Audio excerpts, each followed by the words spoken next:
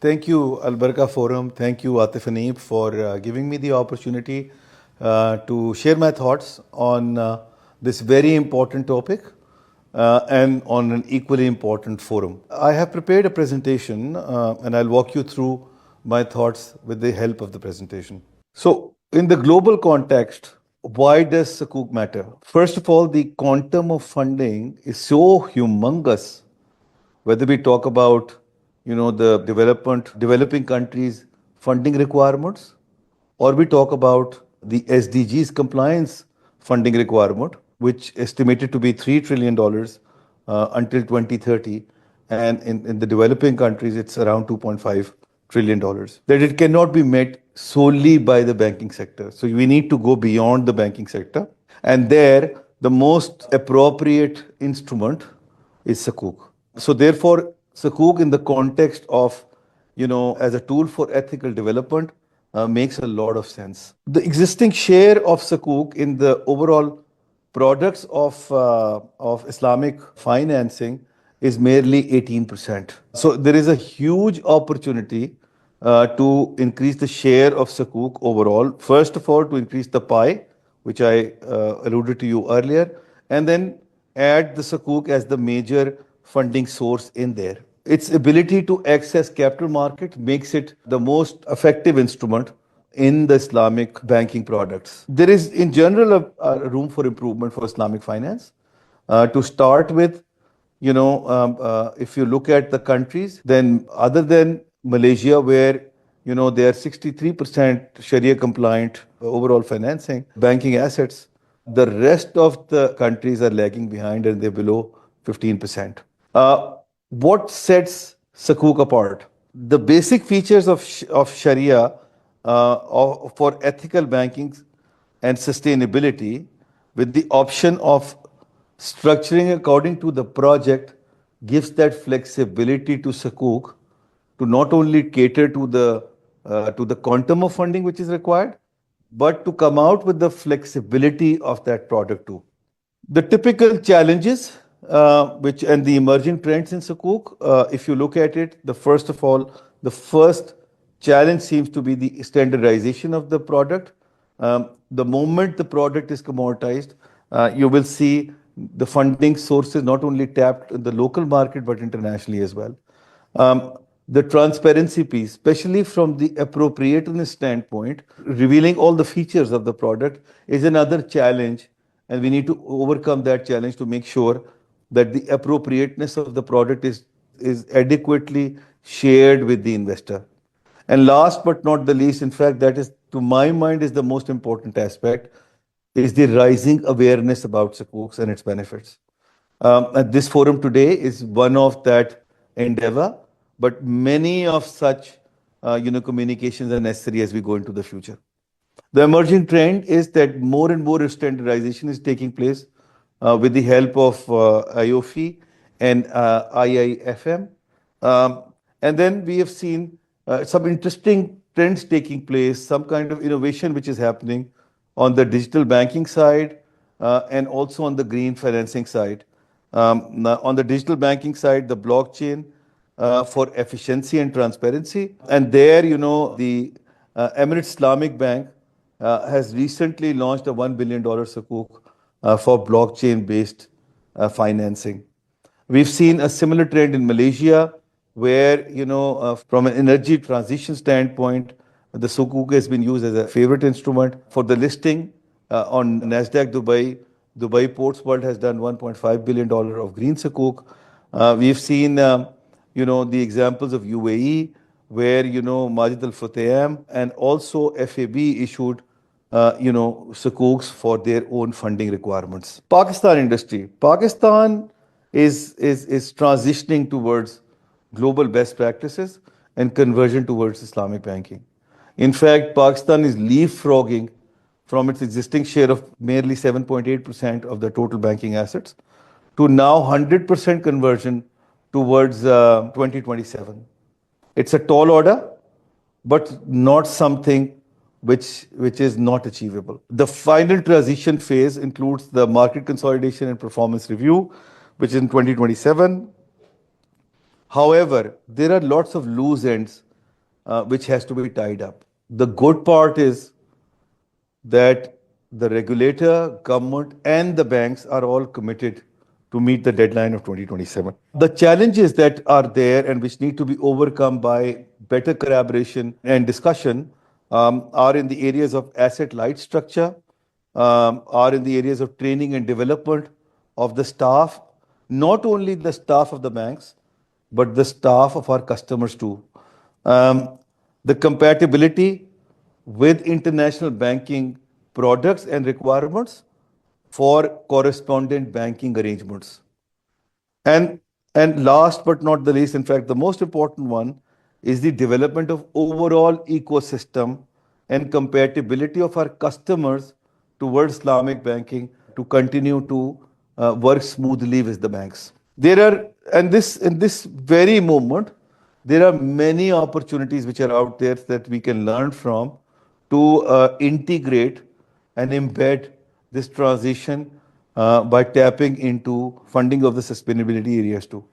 So, for example, in Kingdom of Saudi Arabia, there is a city has been developed with the name of New Future, which is basically targeting ecology and planned city in Tabruk. The Sukuk is being used to fund that particular state-of-the-art city.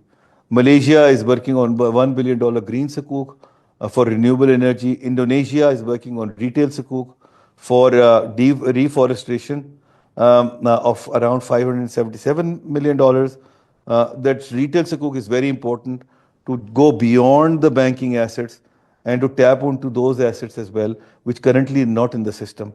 And Turkey is working on diversified Sukuk for real estate assets. Pakistan Islamic banking transition, some of the challenges I've talked about at the macro level, but on the micro level, particularly, the biggest challenge is on the liquidity management side. And that can only be catered through offering Sukuk products.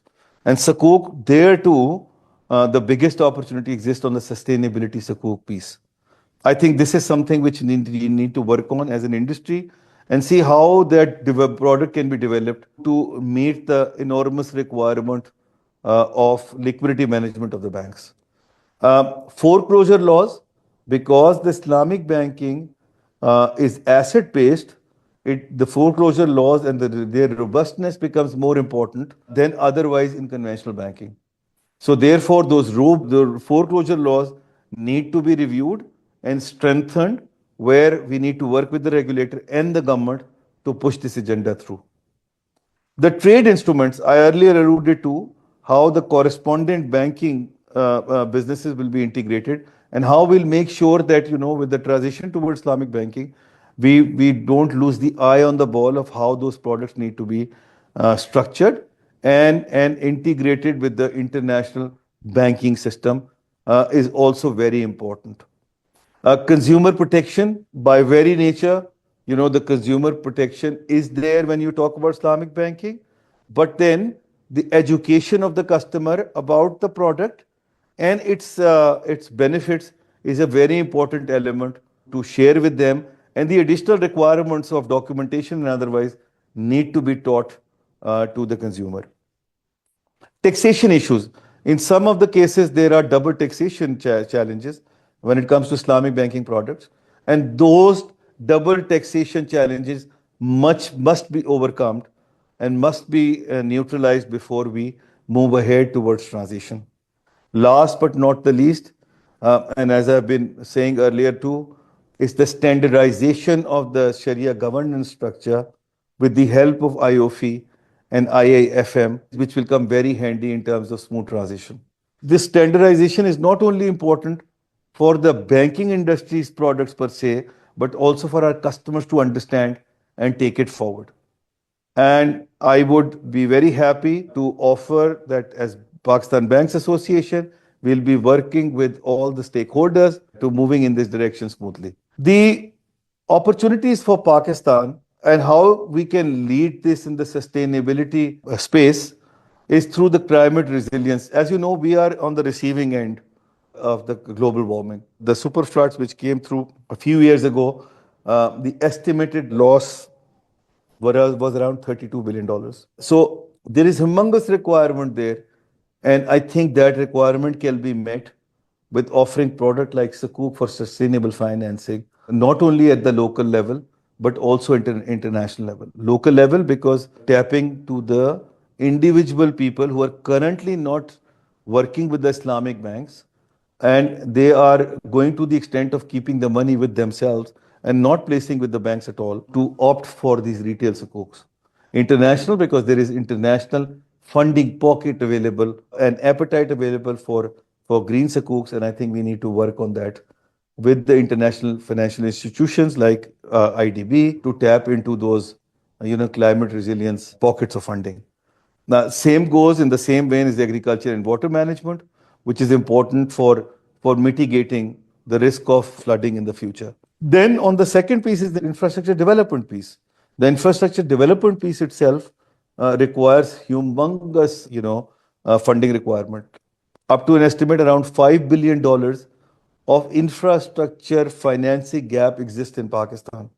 Now, that can only be met once we not only stretch ourselves beyond the banking sector at the local level, but also at the international level by going to the retailers in the Islamic countries. Another area is the mobilization of private capital. As I earlier said, it's about tapping into the people who are currently, because of Sharia reasons, don't want to be part of the banking system, to tap them through the Sukuk structure, but also in a private-public partnership arrangement, given the inclination of people towards Sharia-compliant products, I think there is an appetite for a private-public partnership in mobilizing private capital as well.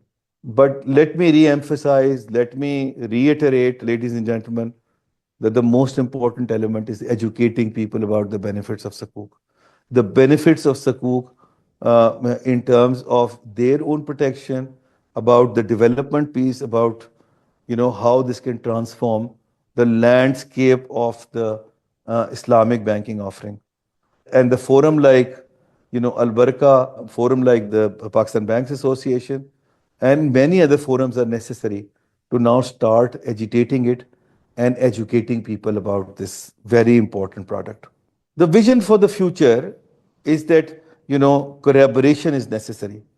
We all have to work together, regulator, government, international players. Everybody has to come together, work in collaboration and in partnership with each other to make sure that this vision comes into action. And the flagship product in Islamic finance would remain Sukuks. It's not only ethical, inclusive, but climate resilient financing would also come handy with this product. But also, most importantly, it's the transformation potential into progress which we need to see in action. Ladies and gentlemen, we all have to work together towards the implementation of this very important initiative that the government has already taken, and we all have to work together to see that dream coming true. Thank you very much.